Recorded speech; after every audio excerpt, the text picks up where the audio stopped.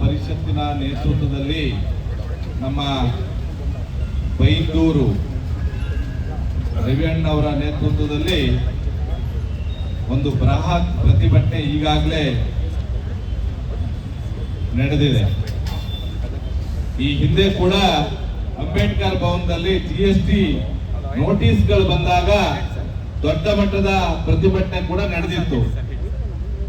ನಾನು ಆವತ್ತು ಕೂಡ ಹೇಳಿದ್ದೆ, ನಮ್ಮ ಸಣ್ಣ ವ್ಯಾಪಾರಿಗಳು ಏನು ನೋವನ್ನ ದಿನನಿತ್ಯ ತಿಂತಾ ಇದ್ರು ಆ ನೋವನ್ನ ಎಲ್ಲೂ ಕೂಡ ಹೇಳ್ತಿರ್ಲಿಲ್ಲ.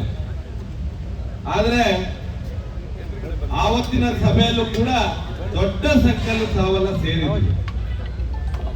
ನಿಮ್ಮೊಳಗಡೆ ನೋವು ಎಷ್ಟೇ ಇರಲಿ, ಆದ್ರೆ ಆ ನೋವಿಗೆ ಸ್ಪಂದಿಸಲಿಕ್ಕೆ ನಿಮ್ಮ ಜೊತೆಗೆ ಅನೇಕ ನಾಯಕರು ನಿಂತಿದ್ದಾರೆ. ಆದ್ರೆ ನೀವೆಲ್ಲ ಕೂಡ ಅಂಗಡಿಯನ್ನ ವ್ಯಾಪಾರವನ್ನ ಒಂದಿನ ಮುಚ್ಚಿ ತಾವು ವಿಶೇಷವಾಗಿ ಫ್ರೀಡಂ ಪಾರ್ಕ್ ನಲ್ಲಿ ಇಷ್ಟು ದೊಡ್ಡ ಸಂಖ್ಯೆಯಲ್ಲಿ ಸೇರಿದ್ರಲ್ಲ, ನಿಮಗೆ ನಾನು ಧನ್ಯವಾದಗಳನ್ನ ಹೇಳ್ತೇನೆ. ಅನೇಕ ಸಂದರ್ಭದಲ್ಲಿ ನಮಗಾದಂತ ನೋವುಗಳನ್ನ, ಆಮೇಲೆ ಅದು ಅತಿರೇಕಕ್ಕೆ ಹೋದಾಗ ಅಧಿಕಾರಿಗಳ ವರ್ತನೆ ಇರಬಹುದು, ನಮ್ಮನ್ನ ಆಳುವಂತ ಪಕ್ಷ ಇರಬಹುದು, ಅತಿರೇಕಕ್ಕೆ ಹೋದಾಗ ಭಗವಂತ ಒಂದ್ಸಲ ಕೆಳಗೆ ಬರುವಂತದ್ದಿದೆ ಸಿಸ್ಟಮ್.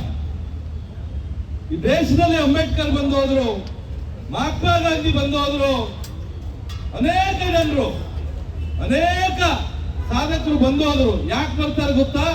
ಒಂದು ಬದಲಾವಣೆಯನ್ನ ಮಾಡಲಿಕ್ಕೆ. ಇವತ್ತು ಕರ್ನಾಟಕ ರಾಜ್ಯ ಕಾರ್ಮಿಕ ಪರಿಷತ್ ಬಂದಿದೆ ಅಂತ ಹೇಳಿದ್ರೆ ಇದು ಭಗವಂತನ ಒಂದು ಪ್ರೇರೇಪಣೆ, ಭಗವಂತನ ಒಂದು ಪರಿಕಲ್ಪನೆ ಅಂತ ನಾನು ಭಾವಿಸ್ತೇನೆ. ನಿಮ್ಮ ಅನೇಕ ವರ್ಷದ ನೋವುಗಳನ್ನ, ಅನೇಕ ವರ್ಷದ ಸಮಸ್ಯೆಗಳನ್ನ ಈ ಸರ್ಕಾರವು, ನಮ್ಮನ್ನ ಆಳುವವರು ಕೇಳುವುದಿಲ್ಲ ಅಂತ ಆದಾಗ ಭಗವಂತನ ಆಲೋಚನೆ, ಭಗವಂತನ ಮಾಡಿದ ಬ್ಲೆಸ್ಸಿಂಗ್ ಮಾಡಿದ ಅನೇಕ ರವಿಶೆಟ್ಟಿ ಬೈಂದೂರು ಅಂತವರು ಹುಡ್ತಾರೆ. ಅದಕ್ಕೆ ಉದಾಹರಣೆ ಇದು ಮುಖಸ್ತುತಿ ಮಾಡ್ತಿಲ್ಲ ನಾನು. ನಿಮ್ಮ ಮುಗ್ಧತೆ, ಒಂದು ಸಣ್ಣ ವ್ಯಾಪಾರ ಅಂದ್ರೆ ಎಷ್ಟಾಗುತ್ತೆ ನಿಮ್ಮ ಅಂಗಡಿಯಲ್ಲಿ ವ್ಯಾಪಾರ ಆಗೋದು? ದಿನಕ್ಕೆ 10,000, 5,000. ನಿಮ್ಮ ಮೇಲೆ ದೌರ್ಜನ್ಯ ಮಾಡೋದ? ದೌರ್ಜನ್ಯ ಯಾರ ಮೇಲೆ ಮಾಡಬೇಕು? 100 ಕೋಟಿ ಸಂಪಾದನೆ ಮಾಡ್ತಾರೆ, ಸ್ಟಾರ್ ಹೋಟೆಲ್ಗಳಿದೆ, ಅವರಿಗಿಲ್ಲ. ನೀವು ದುಡಿದು ತಿಂದು ನಿಮ್ಮ ಮಕ್ಕಳನ್ನ, ಗಂಡ ಹೆಂಡತಿ ಇಬ್ರು ಬೇಕರಿಯಲ್ಲೇ ಸ್ಟ್ಯಾಂಡಿಂಗ್, 1 ನಿಮಿಷ ಚೇರಲ್ಲಿ ಕೂತ್ಕೊಳ್ಳೋದಿಲ್ಲ. ನಿಮಗೆ 50-60 ವರ್ಷ ಆಗುವಾಗ ಕಾಲು ನೋವು, ಬೆನ್ನು ನೋವು. ಸರ್ಕಾರ ನೋಡುತ್ತಾ? ಇಲ್ಲ. ಸರ್ಕಾರದಲ್ಲಿ ಯಾವ್ದಾದ್ರು ಪರಿಹಾರ ಕೇಳಲಿಕ್ಕೆ ಹೋಗಿದ್ರ? ನಾವು ದುಡಿದು ತಿನ್ಲಿಕ್ಕೆ ನಮ್ಮನ್ನ ಬಿಡಿ ಅಂತ ಕೇಳ್ತಾ ಇದ್ದೀರಿ. ನೀವು ಯಾವ ಆಶಯ ಕೇಳ್ತಾ ಇಲ್ಲ. ಯಾವ ಸರ್ಕಾರ ಬಂದಾಗಲೂ ಕೂಡ ನೀವು ಜನಪ್ರತಿನಿಧಿಗಳನ್ನ ಆಯ್ಕೆ ಮಾಡ್ಲಿಕ್ಕೆ ಹೋಗಿದ್ದೀರಿ. ನಿಮ್ಮ ಓಟು ಶಿವಮೊಗ್ಗದಲ್ಲಿ ಇರ್ಬೋದು, ಭದ್ರಾವತಿಯಲ್ಲಿ ಇರ್ಬೋದು, ಉಡುಪಿಯಲ್ಲಿ ಇರ್ಬೋದು, ಕುಂದಾಪುರದಲ್ಲಿ ಇರ್ಬೋದು. ಹೋಗಿ ಓಟನ್ನ ಹಾಕಿದಿರಿ, ಜನಪ್ರತಿನಿಧಿಗಳನ್ನ ಆಯ್ಕೆ ಮಾಡಿದಿರಿ. ಇವತ್ತು ಜನಪ್ರತಿನಿಧಿ ಆಯ್ಕೆ ಮಾಡಿ ನಾವು ವಿಧಾನಸೌಧದಲ್ಲಿ ಕೂತ್ಕೊಂಡ ತಕ್ಷಣ ನಿಮ್ಮ ನೋವನ್ನು ನೋಡುವಂತ ನಮ್ಮ ಕರ್ತವ್ಯ ಅಲ್ವಾ? ನಾವು ಇವತ್ತು ವಿರೋಧ ಪಕ್ಷದಲ್ಲಿ ಇದೀವಿ. ನನ್ನ ಆತ್ಮೀಯ ಸ್ನೇಹಿತರಾದಂತ MLC ನಮ್ಮ ರಮೇಶ್ ಅಣ್ಣ ಬಂದಿದ್ದಾರೆ, ನನ್ನ ಆತ್ಮೀಯ ಸ್ನೇಹಿತರವರು. ಅವರು ಕೂಡ ನೋಡಿ, ನಾನು ಇವತ್ತು ಅವರನ್ನ ಅಭಿನಂದಿಸ್ತೇನೆ.